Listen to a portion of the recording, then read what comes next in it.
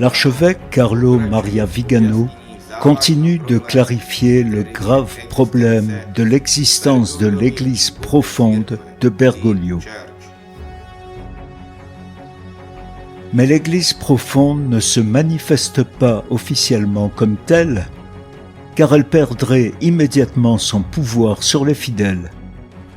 Son but est de faire accepter non pas tel ou tel changement de doctrine, de morale ou de liturgie, mais le changement lui-même, c'est-à-dire l'idée d'une révolution permanente selon laquelle l'enseignement de l'Église doit changer et même se contredire selon les époques et les contextes culturels différents. Une fois que l'Église profonde aura réussi à faire accepter ce principe, elle pourra agir sur tous les fronts, en contredisant ce que l'Église a enseigné jusqu'à Vatican II.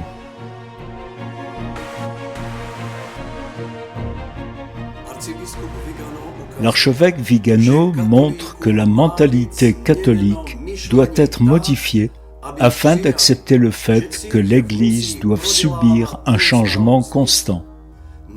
Il ne faut pas se demander pourquoi un tel changement, ou objecter que les dogmes sont immuables, que sans eux l'Église n'est pas l'Église et que le salut ne peut être confondu avec la damnation. Un tel dialogue n'est pas admis.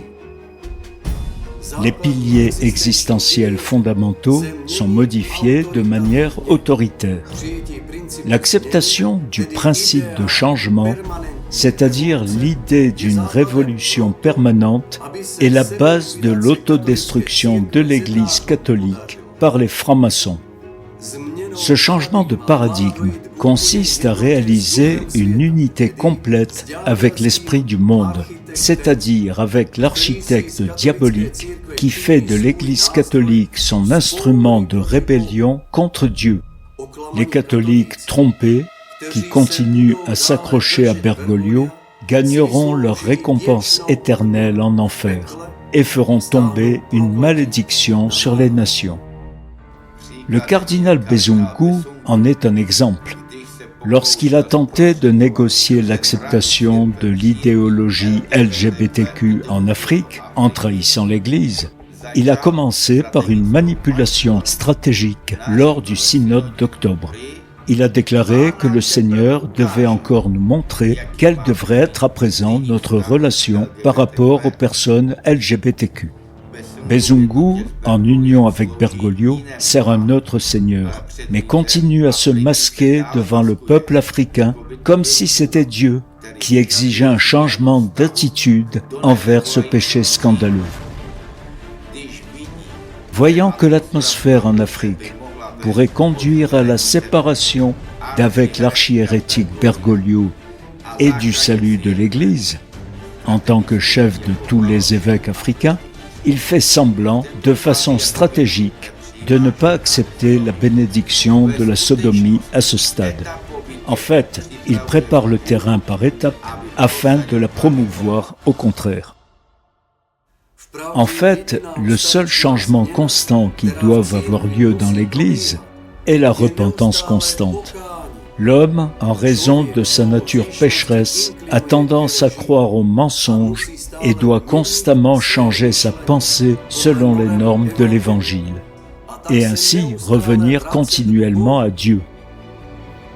Mais ce changement nécessaire et constant n'est pas souhaité par les adeptes de la pseudo-Église. Au contraire, ils changent les dogmes et les lois de Dieu. Derrière un tel changement, il n'y a pas le Saint-Esprit, mais l'esprit de l'Antéchrist. C'est un changement suicidaire qui conduit à la mort temporelle et éternelle. La pseudo-Église occupe l'Église catholique et agit sous sa bannière afin de séduire des nations entières et les plonger, ainsi que le monde entier, dans la destruction.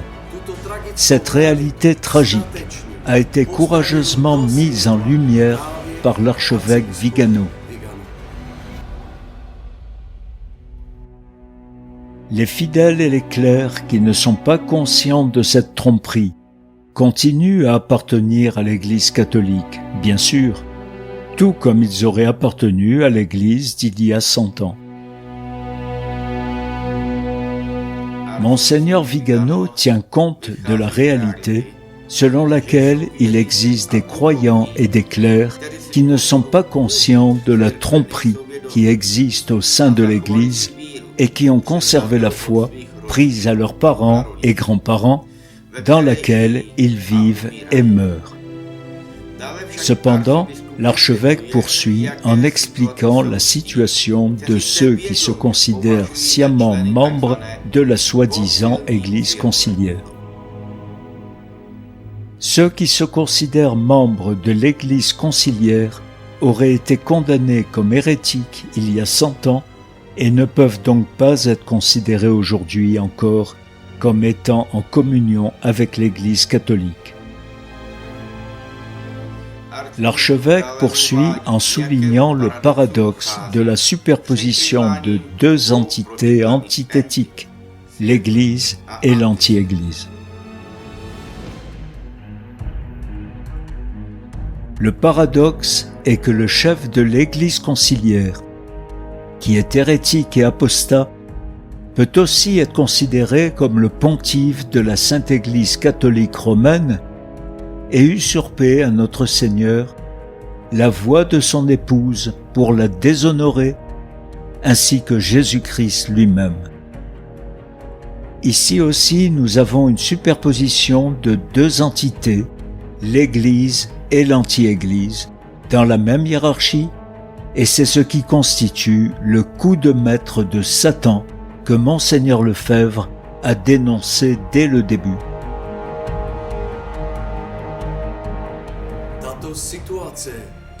Cette situation de superposition de deux entités, l'Église et l'anti-Église, est en effet très grave.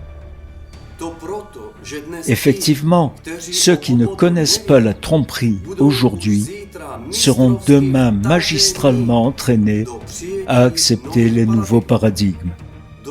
Ils apprendront alors que nous avons, pour ainsi dire, un seul Dieu avec les païens, ou bien ils commenceront naïvement à penser qu'il est déjà possible de bénir les sodomites.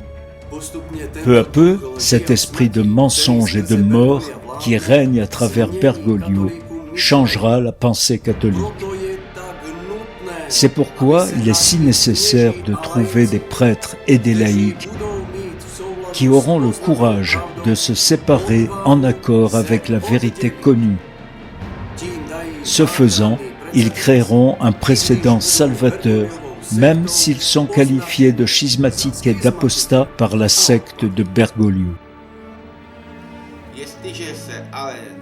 Mais si l'on ne trouve pas de tels héros, alors même les sincères catholiques perdront peu à peu leur foi salvatrice en vertu de la sainte obéissance à une fausse autorité.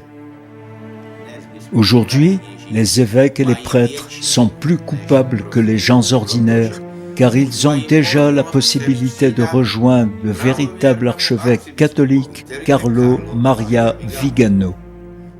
S'ils n'étaient pas correctement orientés en ce moment-là, grâce à lui, ils ont maintenant reçu une analyse précise concernant l'état de l'Église, état que même un incroyant peut comprendre. Vous dites dans votre nouvelle déclaration que la hiérarchie conciliaire appartient à une autre entité et ne représente donc pas la véritable Église du Christ, alors que dans le passé, vous avez parlé de la coprésence de deux entités à Rome. L'Église du Christ a été occupée et éclipsée par la structure conciliaire moderniste qui s'est établie dans la même hiérarchie et utilise l'autorité de ses ministres pour prévaloir sur l'épouse du Christ et notre mère. Pensez-vous à présent que la hiérarchie conciliaire est complètement séparée de l'Église catholique? En outre, qui considérez-vous comme faisant partie de la hiérarchie conciliaire?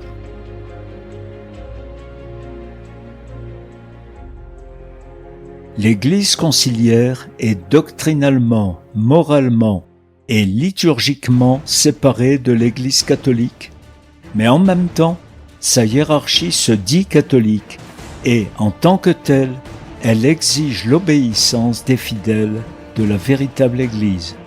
Cette hiérarchie ne représente pas la véritable Église du Christ, mais prétend la représenter, car si elle devait se séparer officiellement d'elle, elle ne pourrait plus se prévaloir de l'autorité et du pouvoir autoritaire de la véritable Église et devrait agir comme n'importe quelle autre secte hérétique. Le modernisme, suivant la stratégie typique des sectes maçonniques, a appris à ses émissaires à se cacher afin d'arriver au poste de commandement sans être dérangés.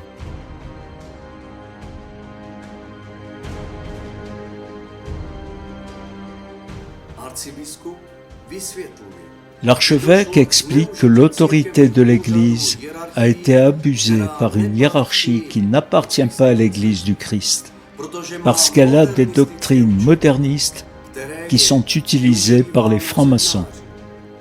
Le pape Saint Pie X avait appelé le modernisme le cloaque de toutes les hérésies.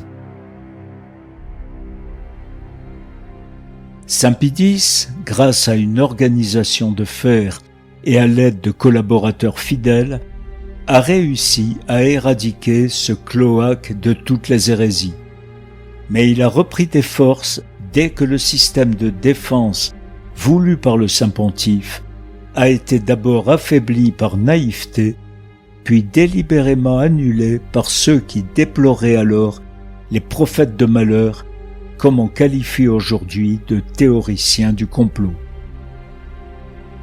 Le but est le même que celui de ceux qui ont inspiré et financé le pacifisme: désarmer l'adversaire afin de pouvoir le vaincre sans résistance. L'ennemi a en effet pu prendre possession de tous les bastions que la hiérarchie avait laissés de façon coupable, sans surveillance.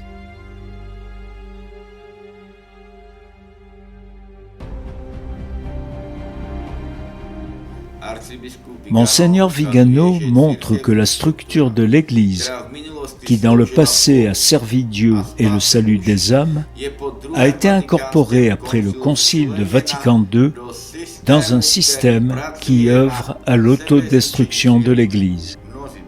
Beaucoup d'évêques, par exemple en Afrique, n'en sont pas encore conscients. Il faut donc commencer à voir la dure réalité. Le Concile de Vatican II a marqué un tournant. Et aujourd'hui, l'Église catholique s'est littéralement transformée par le biais de la déclaration Fiducia Supplicans en une anti-Église du Nouvel Âge. La hiérarchie qui se soumet aujourd'hui à l'hérétique publique et à son agenda, c'est-à-dire à l'anti-évangile sodomite, ne conduit pas les fidèles au salut, mais à la damnation par un abus d'obéissance.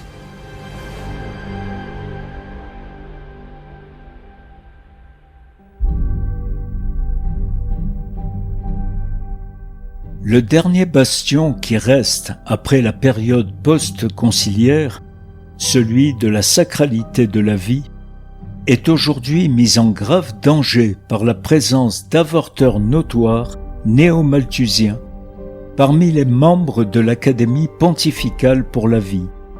Des individus qui ont occupé ou occupent encore des rôles importants dans des organisations ouvertement hostiles à l'Église catholique et par l'admission à la communion de dirigeants politiques pro-avortement. Pensons par exemple à Joe Biden et Nancy Pelosi. Le silence honteux des évêques américains et du Saint-Siège lui-même concernant l'inscription des mouvements pro-vie par l'administration Biden sur la liste des organisations terroristes nous laisse horrifiés.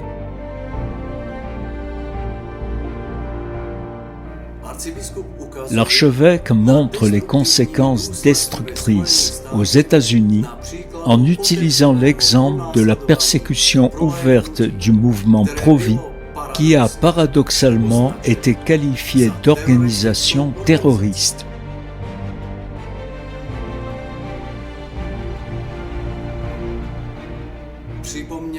Il pointe du doigt le silence honteux des évêques américains et de l'actuel Saint-Siège sur ce crime.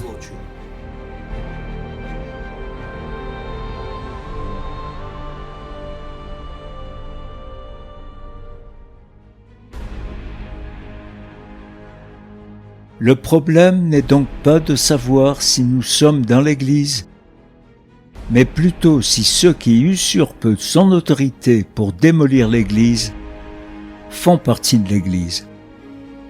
Ce sont eux qu'il faut chasser, pas nous. Ils ne font pas partie de l'Église dont ils ont usurpé l'autorité. Ils n'ont donc pas le droit de faire ce qu'ils font et ne peuvent en aucun cas exiger l'obéissance des fidèles.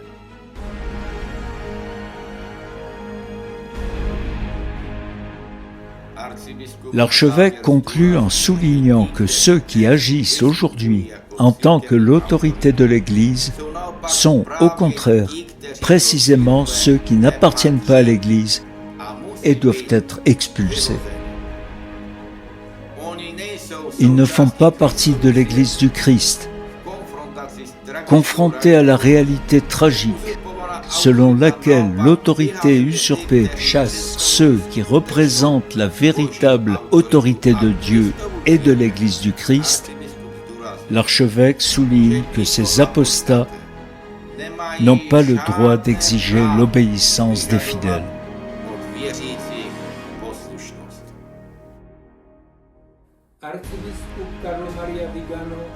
L'archevêque Carlo Maria Vigano a clarifié la vérité sur l'Église profonde et l'État profond au cours du mois dernier, dans sa déclaration et dans l'interview qui a suivi. Les prélats moralement corrompus trahissent sciemment le Christ comme Judas.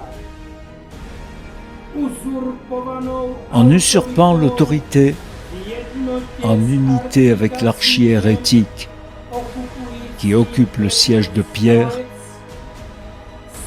ils entraînent les âmes sur le chemin de la destruction éternelle. Le moment est venu. Aucun évêque ou prêtre n'a plus d'excuses après le discours de l'archevêque Vigano pour ne pas avoir été au courant de la trahison organisée au sein de l'Église.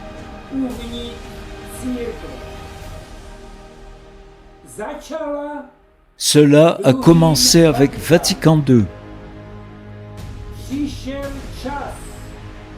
Le temps est venu de se séparer de Bergoglio, qui porte la bannière arc-en-ciel de l'Antéchrist.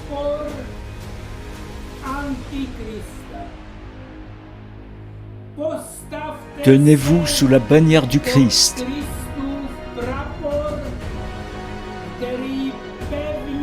Tenu fermement par le fidèle archiberger Carlo Maria Vigano.